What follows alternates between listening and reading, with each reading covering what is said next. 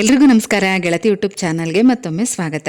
ಬನ್ನಿ ಸ್ನೇಹಿತರೆ, ಇದೇ ಭಾನುವಾರ 5ನೇ ತಾರೀಕು ಸಂಕಷ್ಟಹರ ಚತುರ್ಥಿ ಇದೆ. ವೈಶಾಖ ಮಾಸದ ಕೃಷ್ಣ ಪಕ್ಷದ ಚತುರ್ಥಿ. ಈ ದಿನ ಸಂಕಷ್ಟಹರ ಚತುರ್ಥಿ ವ್ರತವನ್ನ ಆಚರಣೆ ಮಾಡಲಾಗುತ್ತೆ.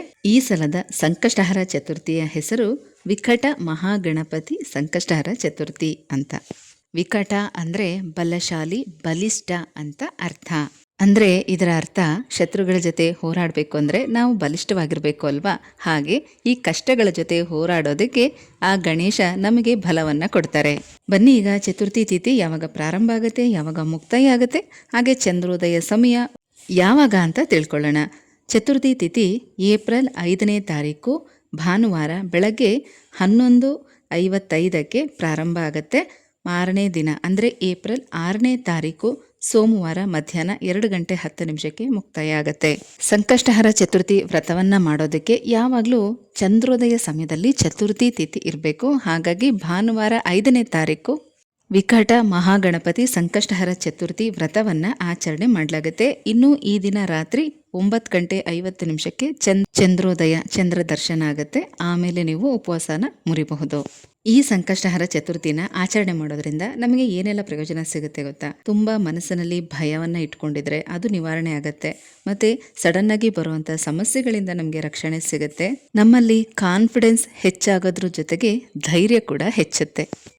ಶನಿವಾರ ಪೂಜಾ ರೂಮ್ ಎಲ್ಲ ಕ್ಲೀನ್ ಮಾಡ್ಕೋಬಹುದು. ಆಗ್ಲಿಲ್ಲ ಅನ್ನೋರು ಭಾನುವಾರ ಕೂಡ ಮಾಡ್ಕೋಬಹುದು. ಭಾನುವಾರ ಬೆಳಗ್ಗೆ ಪೂಜಾ ರೂಮ್ ಎಲ್ಲ ಕ್ಲೀನ್ ಮಾಡಿಕೊಂಡು ಸಂಜೆಗೆ ಗಣಪತಿ ವಿಗ್ರಹಕ್ಕೆ ಅಭಿಷೇಕ ಮಾಡಿ ಪೂಜೆ ಮಾಡಬಹುದು.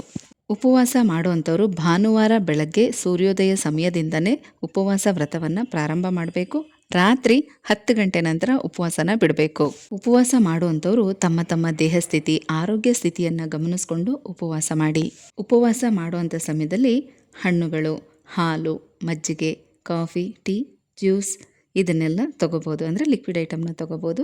ಅಂದರೆ ಊಟದ ಸಮಯದಲ್ಲಿ ತಗೊಳ್ಳಿ, ಆಗಾಗ ತಗೋಬೇಡಿ. ಮಕ್ಕಳು ಒಳ್ಳೆ ವಿದ್ಯಾವಂತರಾಗಬೇಕು.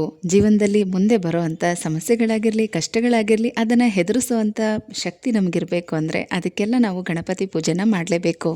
ಭಾನುವಾರ ಬೆಳಗ್ಗೆನೇ ಪೂಜೆ ಮಾಡಬೇಕು ಅಂತೇನಿಲ್ಲ. ನೀವು ಪೂಜಾ ರೂಮ್ ಎಲ್ಲ ಕ್ಲೀನ್ ಮಾಡಿಕೊಂಡು ಸಂಜೆಗೆ ಒಟ್ಟಿಗೆ ಪೂಜೆ ಮಾಡ್ಕೋಬಹುದು. ಯಾಕಂದರೆ ಮಧ್ಯಾಹ್ನದ ಮೇಲೇ ಚತುರ್ಥಿ ತಿಥಿ ಪ್ರಾರಂಭ ಆಗ್ತಿರೋದ್ರಿಂದ ನೀವು ಆರಾಮಾಗಿ ಪೂಜಾ ರೂಮ್ ಕ್ಲೀನ್ ಮಾಡ್ಕೊಳ್ಳಿ. ಪೂಜಾ ಸಿದ್ಧತೆ ಎಲ್ಲ ಮಾಡಿಕೊಂಡು ಸಂಜೆ 6 ಗಂಟೆ ಮೇಲೆ ಪೂಜೆ ಮಾಡಬಹುದು. ವಿಕಟ ಮಹಾಗಣಪತಿ ಸಂಕಷ್ಟಹರ ಚತುರ್ಥಿ ಪೂಜೆ ಸಿದ್ಧತೆ ಎಲ್ಲ ಮಾಡ್ಕೊಳ್ಳಿ. ಮಂತ್ರ ಸಹಿತ, ಸಂಕಲ್ಪ ಸಹಿತ ಪೂಜೆ ಮಾಡೋದು ಹೇಗೆ ಅಂತ ಮುಂದಿನ ವಿಡಿಯೋದಲ್ಲಿ ತಿಳಿಸ್ತೀನಿ. ಹೋಗ್ಬರ್ಲಾ?